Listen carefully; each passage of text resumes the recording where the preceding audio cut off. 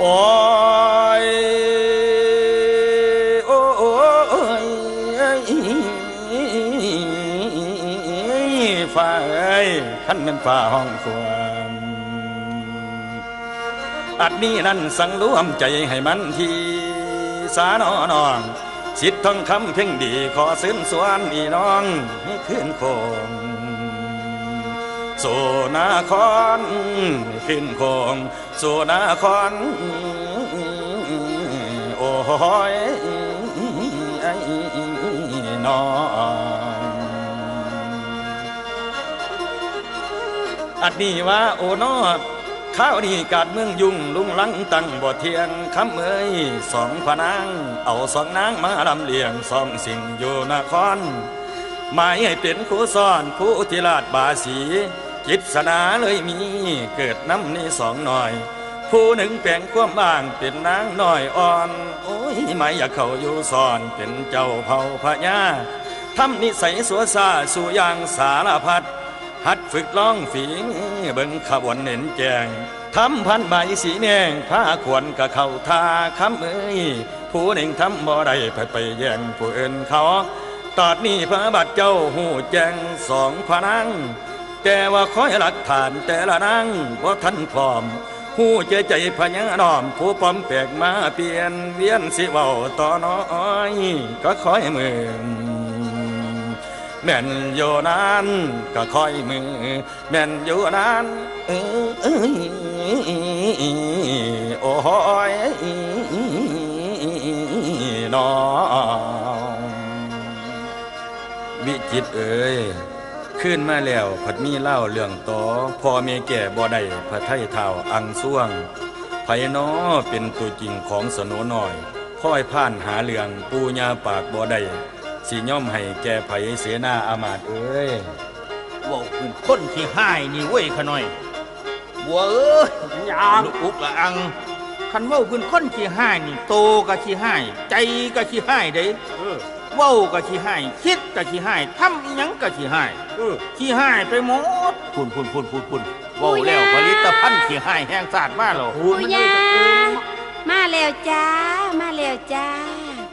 สโนหน่อยเฮ็ดได้ทุกสิ่งทุกอย่างแล้วที่ปูกับยาสั่งไปนั่นเบิ่งเอาเลยจ้าเนาะพี่วิจิตรจินดานางทำได้สุยางแล้วสวยบ่พระพานเจสันนั่นน่ะปูกับยาเบิ่งเอาติล่ะว่าสวยบ่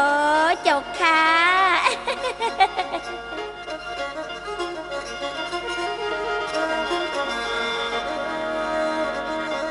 ว่าโอ้น้อโอ้โอ้โอ้โอ้โอ้โอ้โอ้โอ้โอ้โอ้โอ้วิจิตรเอ้ยความเก่าอ่อละหุ่นยงสิลุงลังบ่เลิกญาติน้อแม่น้อแต่น้ำแก้วเกลาสองน้อยอยู่บ่เศร้าโลกนี้อุกอังเอาอยากไปเที่ยวดอกทั้งไกลพุ่นแล้วอยากลงน้ำว่าอะไรสิลงไปน้อตามน้ำขันนาสมบูรณ์แล้วกับพื้นผาจังสิแต่งโอ้โอ้โอ้โอ้โอ้โอ้ยังพอคำเอ่ยความมักเพียงขอฝากไว้สองเจ้าให้เบิ่งนางเรื่องนี้ขอฝากข้างเอาไว้ก่อนบ่ทันจบพุ่นแล้วบ่สารุปจึงคอยคือดอกเอาไว้ลูกขอลงนาว่าไรไปทั้งไกลประเทศต่างเรื่องสองนางขอฝากไว้โอ้โอ้โอ้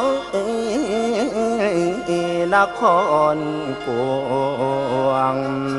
ให้เบิ่งเอาอีพ่อเอ้ยอีแม่เอ้ยโอ้ยน้อโอ้ยลันนอนเสด็จพ่อเสด็จแม่เอ้ยลูกมีหนหวยหอนสิขอจรไปเที่ยวอยู่ทั้งต่างประเทศดาวน้ำแม่ทะเลพ่อกับแม่สิว่าจังใดดีคือกันเจ้าพระวิจิตรจินดาจะออกไปเที่ยวทะเลนางทั้งสองจงฟังแม่สิสังวันท่าวิจิตรออกเดินทาง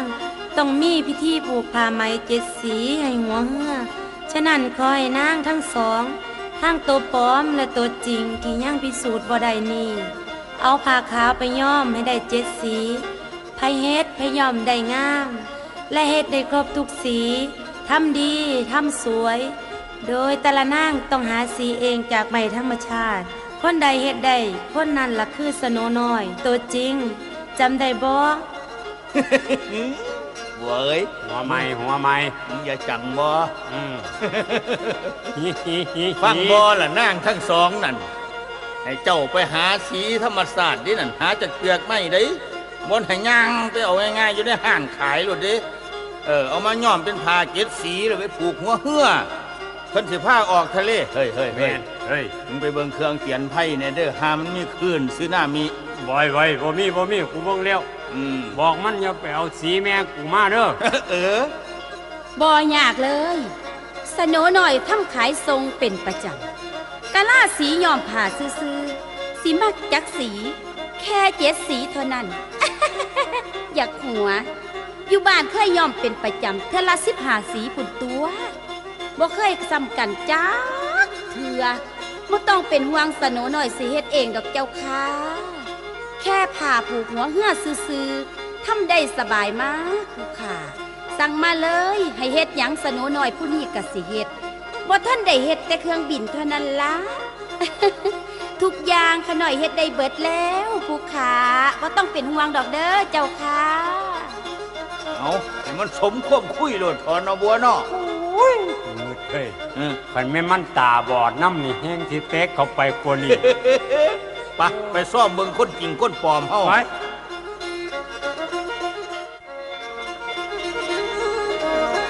มาบัดนี้นั่งกุลาใจเสียวสีชาเลียวเลียวลายถือโอเดนอเฮ็ดจนเหงื่ออาบย่อยหำหน้าเม่นจังยอมแต่ทีบทั้งน้ำยอมเอาหยังใส่บ่เป็นสีบ่เคยมีบ่เคยเฮ็ดไฟกุลาอีนางกิวบ่หูจักสีเขียวบ่หูจักสีสิวสีปลาสิวนลงหองโอเดนอบ่เคยมีอยู่ห้องเมืองบ้านมอมอีนางเอาสีแดงขึ้นข้างน้ำเดือดผัดเป็นเหลืองใจมันเครื่องบ่เคยเฮ็ดน้องบ่เป็นบ่เคยยอมจนมายอมเศร้าไว้บ่ทำไปอีกต่อเกิดเป็นคนพ่วมแต่พอบ่เคยยอมแม่เล็บมือบ่เคยยอมแม่เล็บมือโอ้ยน้อโอ้ยน้องสิอดสิทนมันหยังกระดอกกระเดือกะล่ายอมผ่าซื่อๆเตะแม่มันถิ่มก็ได้ตัวสิไปญาติเอาของอิสโนหน่อยถ้ามันเฮ็ดงามยอมงามกะสิญาติเอาญาติเอาของมันไปถวายพระองค์กสินเหลืองฮ่าฮ่า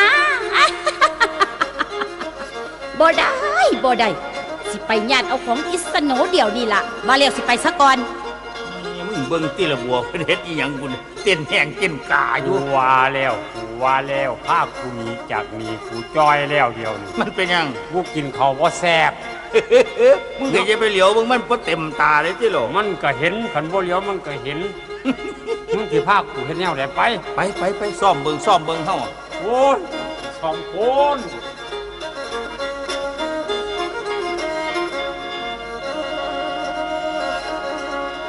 มาวัดนี้พอแต่มีสติฝืนคืนมาเม่นศาสตร์ไปน้อแม่น้อมีแต่เรื่องก็ให้วายวุ่นอยู่บ่เศร้ามื่นตามากะเพาะเจ้าสุมเราเอาเอจีพุ่นแล้ว บัดนี้คืนสิวิพอดเกิดมีคดีเรื่องเครื่องนำนางโนสองน้อยผู้มียาดอกมาใส่อดสองโอ้ย แม่คำเอ๋ยเกิดมีเรื่องก็ให้ไว้บุญอยู่บ่เศร้าเทื่อนี่พาบาทเจ้าสิลงเที่ยวทะเลหลวงคุณแล้วจัดพาเอาสีหน้าลองสะเพาไปตามน้ำพอถึงยามโอ้ยถึงมือสะพิตาสิเกลือนทีแม่ผมเอ้ยถึงเวลาระวังพระองค์เจ้าเสียสังการบาดเนื้อเลยอ้อยรออ้อยลันนามเอาละเสนาอามาตย์ทั้งหลาย โอ้ยพวกข้า ได้เวลาเลิกงามยามดีแล้วออกสะเพาไปสาไป ถึงเวลาแล้วไกลไป โอ้ยขน่อยอ้าวไก่เกียมโตถอนสมอ อ้าวอุ้ย อ่า ว้าย โอ้ย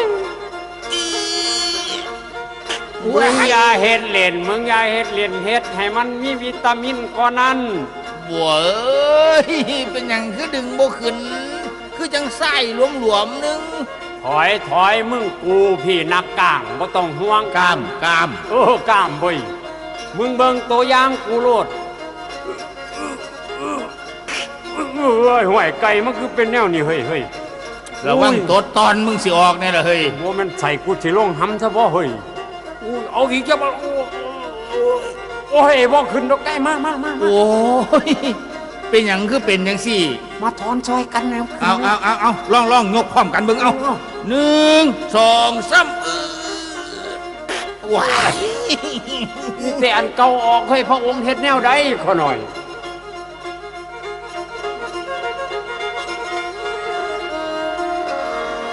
มาวัดนี้พอแต่เสนาต้องสมอเหืออยู่ในถาดดึงก็ดึงออกขึ้นมีแนวข้างวางขา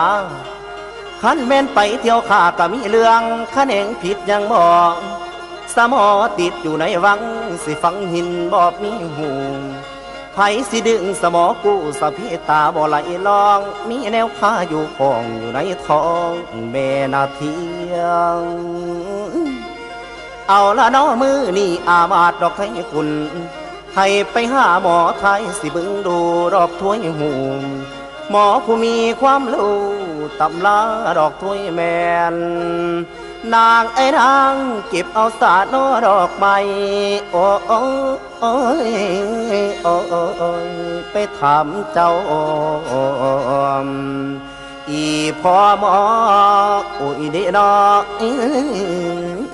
อ้อยนอ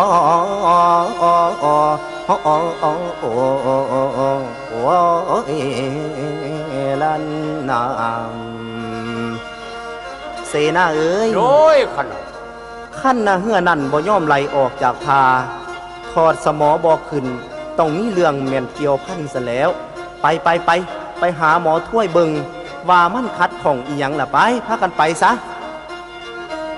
คือมันเป็นจังสี่ยั่งภูมิบุญขะหน่อย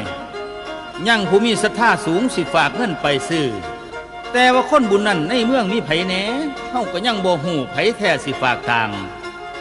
จังสั่นควรไปเอิ้นไปเชิญผู้มาฝากไผคนบุญอยู่นี่ให้มาถอนฝากหมู่เฮาหมอโหนว่าจังสี่เด้พอถอดสมอบ่ขึ้นขะน้อยจังคิดพ่อความเว้าพ่อโหนสันดอกขะน้อยแม่นบ่ไกลโดย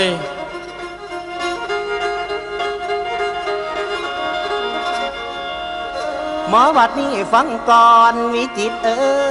ยขันแม่นเป็นแนวนี้นครเฮาเนาะสิมองมนว่าหรือไผมีบุญมากล้นอยู่ในบ้านยานนครคิดเห็นสีกำก้อนผู้เธอตอนเนาะเสด็จหาคุณแล้วผู้เอาเฮาขึ้นมาหากสิมีน้องบุญล้น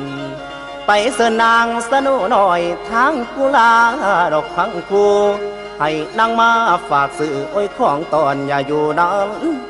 มีสองนางเท่านั้นตั้งแต่พิจารณาหินว่าเป็นคนมีพลาผู้โปรดเฮาดอกขึ้นได้เสินแม่นางโอ้ยสองไทยมาไว้แม่นโดยด่วน คำเอ้ยคำไปเชิญด่วนขอฝากซื้อโอ้โอ้โอ้ยของสาวบ้านแม่นต่างแดนเดละนางโอ้โอ้โอ้ยโอ้ยน้อโอ้โอ้โอ้โอ้โอ้ยลันนอนเอาจังสี่ไก่เอ้ยโดยขะหน่อยขั้นจังสันไปเสิร์นนั่งทั้งสองมาไปเอามาทางนั่งกุล่าและนั่งสโนน้อยนั่นละว่านั่งสิฝากสื่ออีหยังไปนำนั่งมาเดียวนี้ไปฝ้าวเด้อโดยผู้ขาไปบัวไปเอามาเอ๊ะคนบุญในเมืองนี้โบแมนนั่งใดกันนั่งหนึ่งหรอวะนอกจากนั้นคนบุญนี่หากบ่มีแท้แล้วอ้าวนั่นเด้พระองค์มาพอดีว่าท่านเอิญท่านเชิญเอามาแล้วนั่งทั้งสองนั่นทั้งจริงทั้งปลอมขอหน่อยเอาน้องแก้วแขวมุดตันตะขาดที่สั่งซื้อยังเชิญชะละละโอ้ยสโนดีใจหลายที่ถอดสมองเงือกกระโบขึ้นกระบุญสโนหน่อยนี่ละแห้งหลายเพราะว่ากุล่ามันยังบ่ท่านได้สั่งซื้อของจากเมืองนอกมาฝาก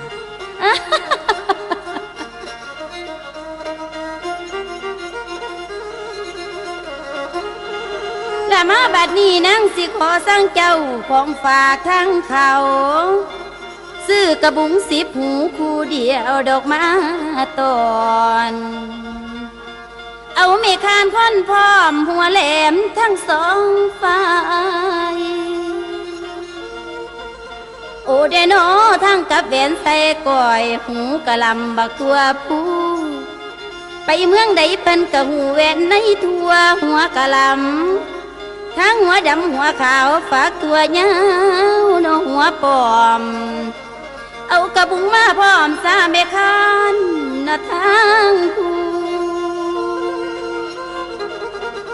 และนางขอฝากเท่านี้พระองค์เจ้า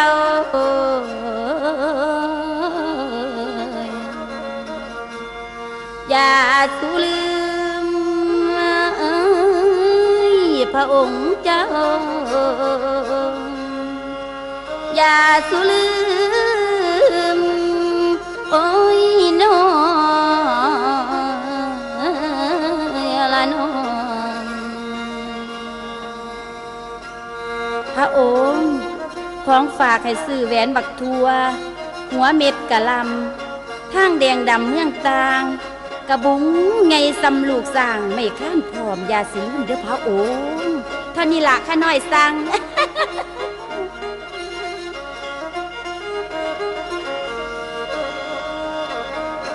อันนี้ละพ่อแม่เอ๋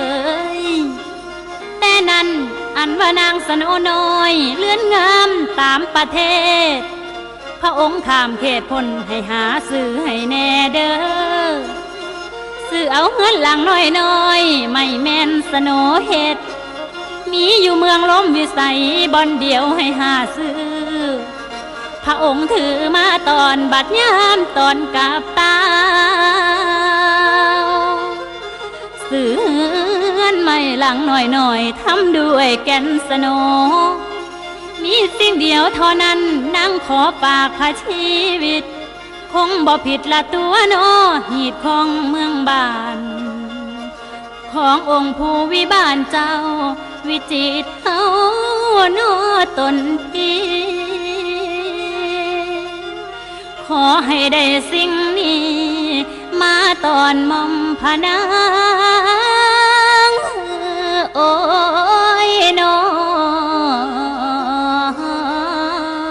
ยนาพระองค์เอ๋ยนางขอฝากเท่านี้ให้ซื้อจากล่องวิสัยเงินสโนหลังงามสิ่งเดียวนั้นหาให้ขอให้ซื้อเงินใหม่สโนดีเมืองเพิ่นนั่นละของฝากตอนเอามาให้กะแม่นพ่อมีเท่านี้ลาพระองค์ของฝากได้ยังบ่อยากได้คือหมูอยากได้งานทำด้วยไม้สโนทองมันสิมีอยู่ไทยบ่ไกลว้าไปเบิงหาเบิงห่วย เอาเฮือนพลาสติกแทนบ่ได้บ่บัว มันบ่ได้เงินพลาสติกน่ะมันบ่ตามใบสั่งอันนี้ต้องซื้อตามใบสั่งมึงเขาจำบ่ เอากระสั่นบ่ได้ซะแท้กูพาไปเอาน้ำพญายสร้างบินมันโกยสีนะค่ำเราเคยเฮ็ดอยู่ เฮ้ยไกลก็เรากูบ่ไปได้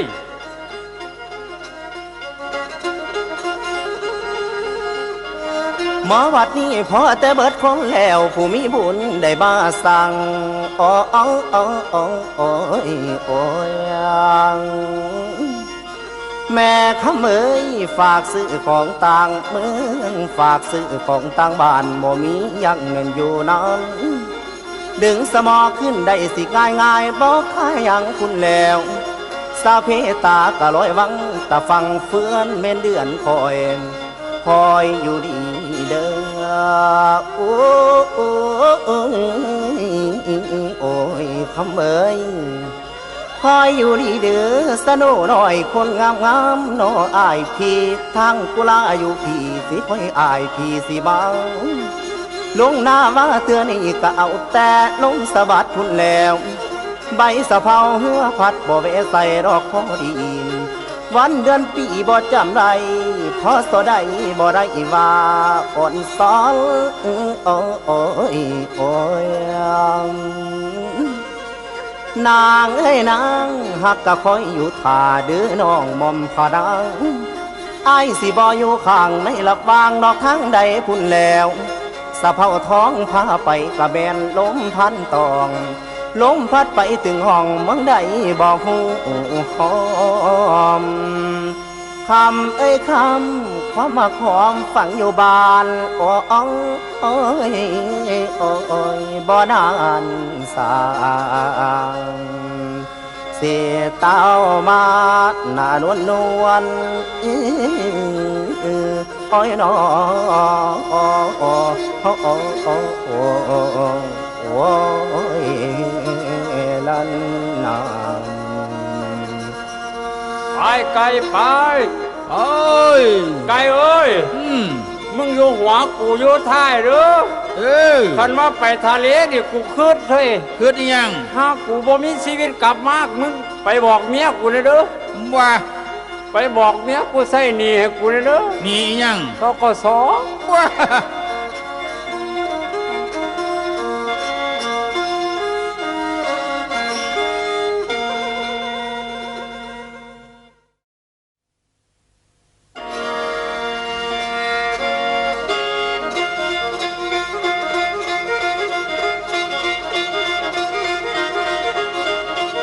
บัดนี้มาฟังเรื่องหมอลำดีสิเริ่มเรื่องสิได้ติดต่อเรื่องเข้าเรานิทาน เมื่อนั้นสะเภาท่องผ้ากันย่าย ออกจากนครหลวง จากศรีนครนพรัตน์สิห่างไกลกันเยินสิได้ไปทั้งกำร่วมวิสัยของเก่าพุ่นแล้วของสโนแกนเหงาให้ฟังเรื่องต่อนิทานทันเอ่ย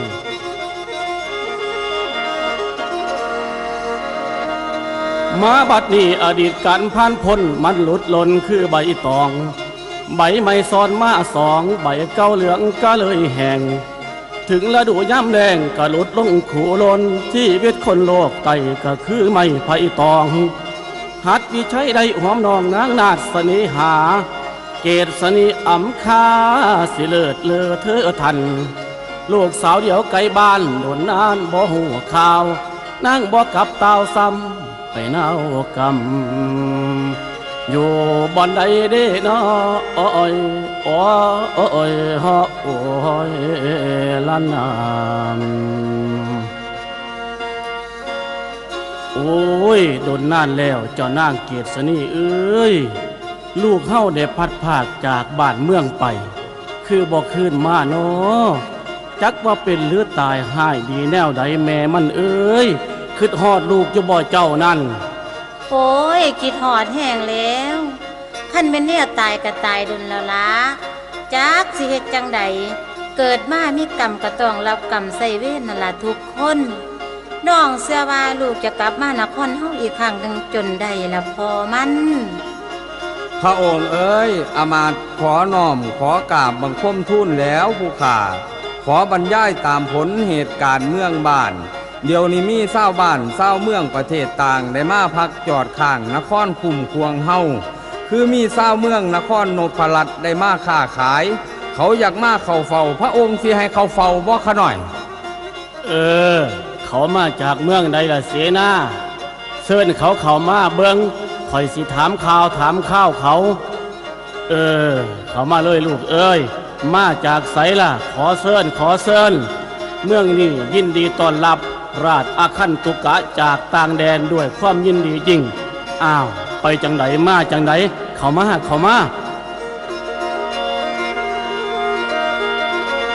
มาวัดนี้พอพอลูกนี่มาจากดินแดนกวงนับพระหลวงดอกเลือลันโอ้ยนครนพรัตน์นั่นโอ้ยเมืองบ้านมอนอยู่เศร้าแผ่นดินข้าพระเจ้าติดต่อหน้าที่หลวงคุณแล้วอันดามันน้อยอินเดียอยู่ฝั่งชนหน้าที่นามเดินทางมาโอ้ยขายขาลงนาวาไก่แก้วพุ่นแล้วไก่สิกับเต่าแล้วจึงมาเยี่ยมแวกขามาขอกราบนอฝากติลักน้อสักสูงพี่แล้วหลวงมีใส่เมืองมุงแผ่นท้องแทนกระเบื้องทั้งมีลาวมีเรื่องมาลือคำคำคำองค์ผู้ทอนพระบาทเท้าโอ้ยพญาจอมผู้เผาสวงเนรนางโอ้ยน้องโอ้ยลันน้องพระองค์เอ๋ยผู้ขามาจากบ้านนพรัตน์นครหลวงคุณแล้วลูกได้ลงหน้าว่าไปเที่ยวมาขายขาใจประสงค์หาซื้อเงื่อนสโนหลังตำอยู่ทั้งกามแก้วพี่มีเงื่อนไม่แกนสโนบ่นอข้าน้อยอยากได้ไปฝากคนใส่ของผู้ขาสันดอกมีคนใส่ผู้นิ่งเขาอยากได้เงื่อนสโนมีบ่นอพระองค์เอ๋ยสิเอาไปฝากนางสันดอกว่าโอ้น้องฟังเสียงไข่กระเจ๊แจงแถลงทูลบอกข่าวแม่กะยาวหน่อยก้อยกันอยู่นั่นตกไปแดนประเทศไต้เมืองเพิ่นแดนเขาคิดว่าเป็นพนางเฮาผู้ห่างเหินหายเว้นไปตำหลวงหรือเส้นผ้าเป็นปางก้อนเป็นผู้อื่นไปบ่ได้สนุนหน่อยแม่นแน่นอนพนางหูข่าวย้อนเท่าต่างเมืองถามไม่สนุเฮือนงามก็อยู่ในเมืองนี้ใครว่าจีตมเท้าเศร้าถามส่อแรงแม่ก็หูข่าวเจงสนุหน่อยอีเมยัง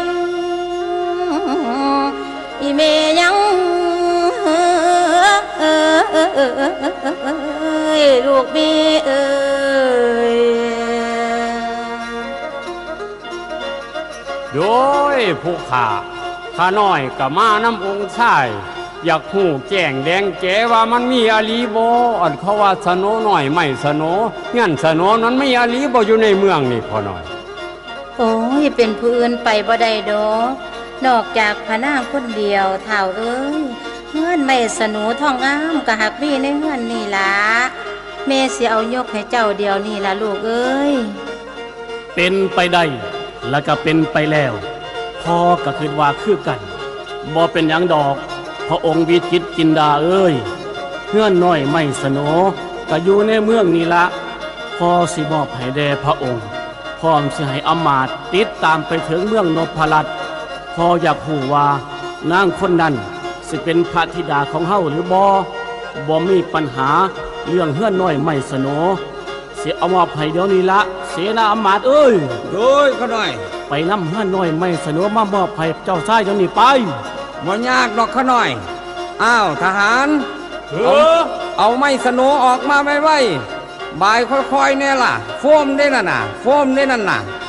ระวังหักทิ่มก่อนเด้อโฟมไม่สโนได้นั่นเอาออกมาอันขอโทษคนใส่ไฟซ้ายหรือไฟขวาน้อนี่เนาะเทิงไฟซ้ายไฟขวาอยู่น้ำกันอันไม่น่ะมันมีของจริงของปลอมเด้เอ้าของจริงนั่นละของปลอมว่าเอามาดอกเอาแต่ของจริงให้เอาของจริงแล้วอีกประการหนึ่งทั้งบ้านผุนเพิ่นก็สั่งซื้อมาหลายแนวอยู่อีหยังแน่ล่ะโยอันของที่ว่ามันขักกโมอยู่เมืองนี่มันมีบ่อแป้งสีหน้านวลหันนามีบ่สีหน้านวลจังไดเดินสีจังไดสีหน้านวลลองเว้าเบิ่งกันน่ะเอาอันหมอลำก่อนเขาลงนะสีหน้านวลคนอ้วนขาใหญ่สูงในยานน่ะโอ้ยหายากเลยหายากมีบ่มีอยู่น้ำหมอลำก่อนโอ้ยไปเอามาให้ได้บ่เนาะเอามาให้ได้อยู่ลองว่าเบิ่งกันนะสิว่าหยังอันว่าผู้หญิงอ้วนขาใหญ่สูงในย่านนั่นบ่นั่นล่ะเนี่ยเฮามาเฮ้ยละให้ถามมึงอีกไงถามหยังข้างบ้านเขาสั่งซื้อมาหลายอันเขาว่าหอยงายน่ะมันมีบ่หอยงายหอยงายนี่มันก็มีอยู่คือกันนั่นแหละมีเพราะได้อยู่ติมีหอยยังอีกถามมาเบิ่งดูหอยมุมบ่นั่นแล้วหอยมุมก็มีกูมักกูปรารถนาหอยชุ่มนี่เลยอยู่เพื่อนกูก็รับใส่หอยชุ่มนี่ละบ่บ่มีแต่หอยหมีล่ะเฮ้ยกูถามนี่นะถามหยังมีเบิดเนาะบ้านมึงเนาะมีเบิดสุดแนวเลยอุ้ยอันบ้านมึงเล็กหน่อยมาหลายเตยเล็กหน่อยมาหลายแท้บ้านมึงโอ้ยมันก็หลายนั่นแหล้วเนาะก็เป็นบ้านเป็นเมืองพุ่นแหล้วเล็กหน่อยมันหลายอุ้ยมันคือกันกับบ้านกูกลางคืนกูจะนอนน้ำกันอยู่เนาะบ้านมึงก็ดีเอ้าก็นอนน้ำกันนั่นแหละผู้ชายก็ไม่ยิ่งแหล้วนอนน้ำกันก็คักนี่แล้วบ้านโตนี่ก็ย้อนมันมีลูกด้วยได้ด้วยบ้านกูเนาะเฮ็ดจังได๋พระองค์พิจิตร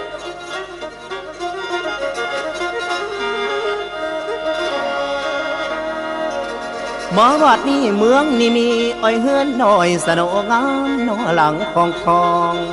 โอ้โอ้โอ้โอ้โอ้ยโอ้ยแม่ขะเมยซื้อไปฝากหม่อมนางซื้อไปฝากหม่อมน้องคนใส่อยู่นครในอดีตก้าวย่อนเข้าการบ่หันถามพี่แล้วสนงามความหลังอยู่นครดอกเมืองนี้พอแต่อ้อสีคดีคำหูปองลงวิสัยแห่งหงพระองค์เจ้าลาดสถานโอ้โอ้โอ้โอ้ได้รับจากพ่อทานประทานโปรดต่อย่อมขายพี่แล้ว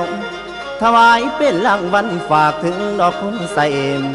พร้อมกระบันสร้างให้ทหารได้น้องสองทานคุณแล้วตามขึ้นหอดบ้านดูหน้าผู้สังคองขันแม่นวนนาดน้องหูคองนอกคือจ่าพุ่นแล้วบุตรองค์ลาสาพอพระยาปิ่นจอมนางสิเป็นคือเบาสันใดบ่เอาหอมแม่ขะเมยให้เสนาอาวาสพร้อมโอ้ยทั้งสองคันแม่นดนตามดีนางเอ้ยโอ้ยน้องโอ้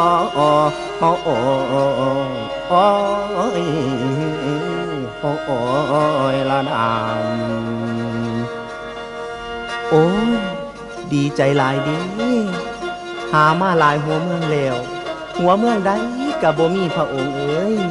โอ้ยผู้ขาดีใจหลายสิได้เฮือนหน่อยแกนสนูไปฝากนางถาดใส่โอ้ยดีใจแห้งดี จากคนสิไปดีใจหยังกระดอกกระเดียภาษาเฮือนหลังหน่อยน้อย มันเป็นอย่างสิม่วนแล้วล่ะพระองค์เจ้าเพิ่นสิมอบให้อำมาตย์เสนาทางเมืองนี่ไปเมืองนั้นสิเด้อโอ้แสดงว่าพวกจูเจ้านี่ก็สิเมืองน้ำปูไข่โอ้ยสิได้ไปเที่ยวเมืองนอกซะเด้ เอาเมืองโอ้บุญล้นทับสิได้ไปเที่ยวเมืองนอกบ้านเมืองถ้าปุ่นมีหยังแนวดีๆแน่เว้ยห่วยมีทุกสิ่งทุกอย่างบ่ต้องห่วงสิมักไปแนวใดก็ได้สิไปโฮเต้นไปหันไปนี่มองขึ้นสวรรค์ก็มีมองลงนรกก็มีได้เท่าว้ายมองลงนรกนี่บ่ไปมองกินมองนอนมองสารพัดมีมัดว่าที่เมืองก็ได้มีเมิด รับจ้างรับบายคือกันนี่แหละ คือกันซุ่ม ผู้หญิงผู้ยิ่งมีครบ มีเบิด โอ้แต่ว่าทางเมืองไฟในกระเทยหลายเลย โอ้ยอย่าไปเบ้าฮอดซุ่มนี้มันนายเอาโลดบ่อยากเบ้าดอกเรื่องอันกระเทยกับอันหมู่นี่ก็ดี ไปนี่สู่เมืองเนาะ เออ ไปเปดเฮาเพิ่นว่าจังไหนล่ะเฮาเตรียมพร้อมเลย ขั้นจังสั้นพวกอมาตย์เสนากสิพากันไปสืบสาวเล่าเรื่อง นี่ละเพิ่นว่านกมีหู หนูมีแขวแมวมีตา ฟ้ามีปองถึงย่ามห้องกะเราห้องทั้งฟ้ากะเราดังหนีฟ้าบ่มมฝนหนีคนบ่มมมนุษย์ดอกสิตามไปเบิ่งเทิงถาดใส่บริวารเดียวนี้ละตามสันนิษฐานเบิ่งว่าสิแม่นนางสโนน้อยของเมืองร่มวิสัยองค์เดิมหรือบ่สิฮู้มื้อนี้ละพระองค์หมวดข้าน้อยสิไปเดี๋ยวนี้ละ เดี๋ยวคือกูทันยาก่อนเว้ย สัญญายังอีกเดียวนี่ ก่อนสิไปนี่สูต้องเสียเงินค่าเรือให้กูได้ เอ้าเสียเงินค่าเรือ เอ้าหมูเจ้ามาเอาก็ให้หมูเจ้านั่นตัวเสียเอง ว่ามันเสียบ่ได้ดอกไผขี่เสียโลดยาคันนี้ตกลงแม่นบ่ เอาตกลง เอา ไปก่อนเด้อพระองค์เอ้ย พากันไปสาโศกหมานข้านอ่อน หาบตอนสิ้นฟ้าน หาบข้านสิ้นสร้าง ตกสั่งคุ้มเงินคุ้มทอง ได้ของกลับบ้าน สนะม่านยาพ่านศัตรูนำโศกนำไส้สู่บ้านสู่เมืองสาพระองค์เอ้ยไปพากันไป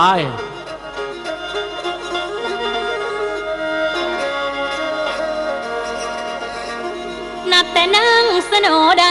อยู่เฮือนงามแม่หลังกาวบารมีครูเจ้ามุนเข้าตั้งแต่แน่นนางก็เข้าอยู่ใดคือดังกระใจหมายเงินขยายเป็นหลังดังหงพระอินทร์ปันบ่มีไผมาเข้าเฮือนสวรรค์ปันปอนเขาอยู่ได้แต่น้องสโนลาแม่นผู้เดียวนางกุลาคดเลี้ยวหลายเถื่อบ่ถือสานางสโนมืนตาเบิ่งเหือนงามหน่อยเป็นสมบัติของข่อยสวรรค์โปรยน้อโปรดหวานสีชมพูผ้ามานมีห้องเครื่องครัวมองดูสะพังพัวประดับดอกดวงหอมอาหารกินเสวยทิพย์อยู่ในเฮือนหน่อยไผสิบุญถึงข่อยใช้ได้เอ้ยสิได้ห่วมบุญใช้ได้สิได้รวมโอ้ยเฮือนหน่อยห่วมอีนางโอ้ยเฮือนหน่อยห่วมอีนางนานวลนวลเอ้ยโอ้ยนอโอ้ยนอละนะ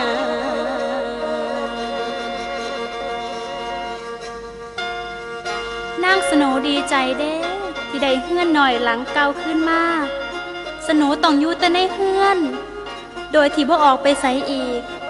แต่ไผล่ะสิมีบุญเขามาห่วมสโนนี่ละได้นั่นคือครูฝ่าเสน่หาของนางเอง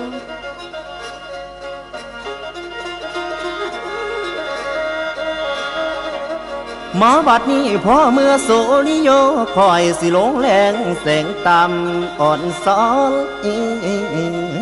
โอ้ยนางเอ้ยนางเห็นนางเดินลวงลำนอกเพื่อนน้อยอยู่สบาย เป็นที่น่าคือถ่ายความประหลาดดอกทั้งหลายพี่แล้ว เดินสบายอยู่ได้เฮือนสิบอกขาดอกพอดีเฮือนสโนหลังนี้เดิมทีกะบ่ใหญ่โอ้โอ้โอ้ยโอ้ยโอ้ยแม่ขะเมยสั่งมาเข้าอยู่ได้บ่มีมองนอปองขางสุมมุอามาตกาผู้มาจากลงมีใส่พุ่นแล้วสาดูดีคนไข้กาบขมาดอกมือนอมนางคือจอมใจบานโลมมีใส่ดอกคุณสาอ่อนซ้อนโอ้ย นางเอ้ยนางสโนน้อยเกณฑ์ลาดอกนางฟ้าแม่นบ่ปลอมพอเห็นเท้ากระดอมย่อมือใส่น้อเนื้อหัวพุ่นแล้ว สาธุเด้อขันนาเป็นผัวนางสาดเดิมน้อดอมเจ้าขอให้เดินทางเข้าไปในเฮือนดอกน้องควมนางเอ้ยนางขอให้อายเขาอยู่ได้โอ้ยโอ้ยสมดามโอ้ยแม่นดังไม้เดละนางโอ้ยโอ้ยโอ้ยน้อโอ้ย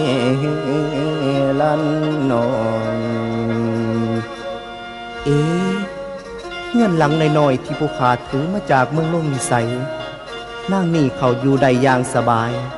สาธุเด้อขั้นนาผู้ขาคือผู้ฝ่าเสน่หาของนางขอให้ผู้ขานี่เขาไปอยู่ในเงื่อนหลังน้อยๆดอมนั่งใดในเด้อสาธุสาธุสาธุ เอ็ดฮะว่าอดบักปุ่มเงือดไฟกันเนี่ยทุกเฮ้ยมึงเบิ่งเอาฮะนี่เงี้ยนพอกับฉีดจวดนี่คนจะดีจะไปนั่งคอรออยู่ในหันนี่ ไว้ไก่เฮ้ยกูเงือดคือหัวสิบุ่มนี่ได้เดียว เป็ดฮะเสื่อนเจ้าไส้เพิ่นเข้าไปเบิ่งเพิ่นสิหาปองมนเขาได้บ่เฮ้ย พระองค์เอ้ยเชิญพระองค์ขั้นพระองค์สามารถเข้าไปอยู่ในเฮือนหลังน้อยๆนั้นได้นั่นก็คือบุญคู่ของนางแท้ๆเชิญเข้าไปเลยขะหน่อยสิป้อมโตจังไดก็ได้ว่าจะเข้าไปได้เดี๋ยวเบิ่งจังหนึ่งมาคือเฮือนหลังน้อยๆหนึ่งคนจังไดจังน้อยก็กบวะเอาเชิญเข้าไปเลยพระองค์เชิญเข้าไปเลยพระองค์อ้าวไกลนั่นเข้าไปได้แล้วเห็นบ่เฮ้ยโอ้ยมันสิขาดเป็นคู่ของเพิ่นอีหลีซะบ่ใส่โย้ยเพิ่นจะไปได้อีหลีใส่โยว้ายไก่โอ้ยแขวดันโปะอยู่ฮะนี่มึงคืดบ่ไก่มึงคืดบ่คืดว่าจังได๋คืดว่าผู้หญิงกับผู้ชายเข้าไปหันแล้วมึงจังไดกับโรงงานรอเด็กหน่อยก็อยู่หันเดียวมึงว่าพระองค์กับพี่นางนั่นแล้ววะมึงอย่าไปคืดเลิกหลายว่าเป็นล่งสางคืดโอ้ยกูอ่อนซ่อนเด้พระวิจิตรจินดาแห่งนครโนพลัดได้เนื้อคู่เจ้าสโนน้อยเลื่อนงามอีหลีไซโยโอ้ยอ่อนซ่อนเด้กูอ่อนซ่อนกูจะเห็นเด็กหน่อยอีกเด้เมื่อบัดนี้นี่บ่นอนั่งนอเพิ่นว่านั่งสนุน้อยดอกเพิ่นงามคำปะทีดเหตุสิพัดภาคบ้านบิดาเจ้านั่งเสือหมอคืนอยู่ไปกะสิพ่อคือดังน้อหมอจ๋าพี่แล้วบาดนี้เฮือนนั่งมาหอดโตสนุน้อยพี่เลยก้อยใจยายมาถึงมองน้องอยู่ดอกคำเมยหากเป็นเสือก่อนสู่สวรรค์ฟ้าแม่นแต่งลงเท่าได้เข้าอยู่ส่งเฮือนดาดดวงสมอนพี่แล้วอุปกรณ์มีครบสี่เครื่องเฮือนนอของใส่เองแนวอำนวยนอการให้สุขาอนาแตงขมือพระอินเป่งก่อปั่นมาให้ตั้งแต่ถึงมองสิทอดถ้าหนึ่งนอนนั่งนอบังปีพี่แล้วอยู่ในเฮือนนี่ละมิดสู้อันเตรียมพร้อมพี่กะยอกมือนอมของหักษาดอกเจ้าทีอ่อนสองโอ้ยแม่ขะเมยอยู่เฮือนนอนที่ปากแก้วไปซาแล้วจึงคอยช้าอำคาโอ้ยนอโอ้ยโอ้ย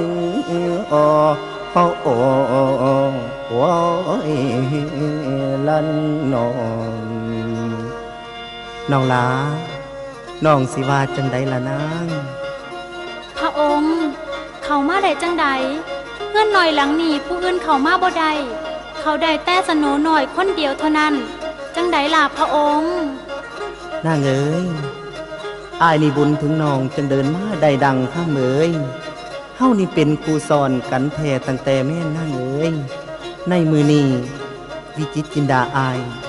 สิ สินอนน้ำนางสโนหน่อยเฮือนงามส่วน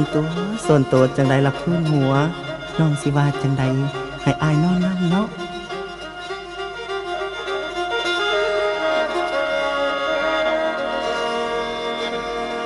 อันมนุษย์ขนาดน้อยมองเห็นพี่พระราชา เดินเข้ามาในเฮือนวิเศษนางสโนน้อยหากแม่นสามีคอยแต่เดิมข้าวป่าปอนนางกุลาก่อนควงไว้คู่สู่แนวถึงเข้าพิสูจน์แล้วเห็นแจงบ่มีควงนางบ่หวังพอแนวมอบกายถวายเนื้อให้แก่ผู้ทอนเท้าในเฮือนแม่นอินแต่งจัดยังเป็นผู้สอนเทวาเจ้าหมู่พญานปูงหมู่ถ้วยเทพทานเทวโลกพญานลาเป็นสักขีความหักสองตาเห็นแจ้งสมมาโนนายแมงทั้งสองเอ้ยกะแจ้งจ้างอายหักนางหักอายสิหมายมวนเข้าใส่กันคือแต่ปางก่อนนั้นเข้าพ่อหมอนอยู่เมืองลมวิสัยถ้วยว่านางสโนน้อยมีแฟนคนตายแล้วอยู่เมืองไกลประเทศต่างสโนน้อยกะจังห่างไกลข้างห่างนครย่านแผ่นดินเดือดอ่อนจังจรจากเมืองนี้บุญพลานางมีจังคอยเห็นตนอายตายดับนกเอียงฝ่ายตายว่ายนกเอียงมองตายหงนกจีจูเอ่ยสู้แล้วจังแต่งงานเอากันแล้วแต่งเทื่อหลังบุญว่างโอ้ยน้อโอ้ยน้อละเนอเอาไกล โย่แม่นหยังหรอบัว โอ้ยนี่มันโชควาสนาของพระองค์พระนอก โอ้ยอ่อยสอนน้ำเจ้าสายเพิ่น กูก็เกิดจุดหามึงพ่อมึงสะกิดเพิ่นเด้อ เอ้าเป็นห่วงน้ำเพิ่นให้ยังเพิ่นมีความสุขแล้ว ห่วยเลี้ยงงานแอวหน่อยให้เพิ่นเบาๆลงแหน่เฮ้ย โอ้โหขันโบจังสันก็เป็นห่วงอยู่ดอกเหมือนกับคนมาไก่กันแค่เนี่ย จังว่ากูว่าหันแล้วมันสิบ่โยนอยู่ปานขึ้นสึนามิพุ่นบ่เฮ้ย อันเพิ่นผู้หนึงนี่แหละเฮ้ย โยมมื้อเช้ากูได้ยินอันพ่อนั่นว่า ว่าจังได๋ มอบให้กูกับมึง ว่าฮันละเอาโลดฮันละเอาโลด โอ้ยกูก็เอาบ่ได้อีกมันดำ ตั้งแต่กูฝันพ่อกูยังเสด็จหนีไปนอนบนอื่นดูกูยันกูฝันต่อ เอาจังซี่เอ้ยโยกไข่บักเป๊ะ แม่นมันเบอร์เดียวกันก็บอกเป็ดอยู่ เป็ดโอ้ยหมูหาเอ้ยอันใดขี้ไล่ละเอาให้ตะกูเนาะโอ้ยสาธุแม่ฝ้าผ้าปากมันในแม่บักไก่ก็บักเสี่ยงบัว พากับพาต่อพุ่นเลย โอ้ยกะสร้างทอเป็ดจังไดกูกะสิอดตากืนมื่นตากินอยู่ดอก ต่อไปนี่ไปไกลกูก็มึงไปสั่งกะทิ้นให้มัน ป้า หมอวัดนี้อาวสานนอทอนี่เรื่องบอนนั่งสโนที่แล้ว ได้หวนงูนครหลวงดอกเตาคืนมาบาน มีกำพานเวทมาพอตำต่อตั้งหลายอย่างขเมยนี่ก็กินวินก็สร้างหลายเรื่องอยู่บ่อเศร้าปากมาได้ดูกเต่าเพแต่กะหิหันหุ่นแล้วหนีไปไผไปวันสิหังทั่วกะหลายครั้งกะหวนคืนนอกมาใด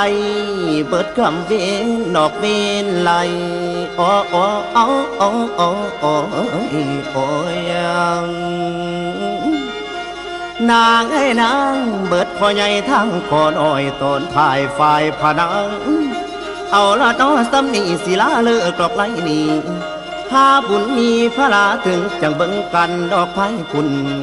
แอนนาอาลิสาน้อยเสียงพลอยพลอยฝากน้องพี่นางให้นางหาบุญนี้จังสิได้เห็นบ้านผ่านผู้ชมผมสินใสขอกราบกุมขมาทานนกทั้งหลายที่แล้วนบพรสินเวอร์โกยายสิจากลาน้อไปแล้วหาบุญมีพระลาแก้วสิขึ้นมาอีกเรื่องไม่คำคำสโนน้อยขอพักไว้โอ้โอ้โอ้โอ้นอพี่เอียงโอ้โอ้นี่ผ่านผู้ชมโอ้ยเดนางโอ้ยนอโอ้โอ้โอ้โอ้โอ้โอ้โอ้โอ้ยลันนามสโนน้อยเรื่องงามจบไปแล้วคอยถ้าฟังอีกเรื่องใหม่โขงชิมูลจัดมอบให้สินไซน้อยผู้ทรงเสียงผู้ฟังเอ่ย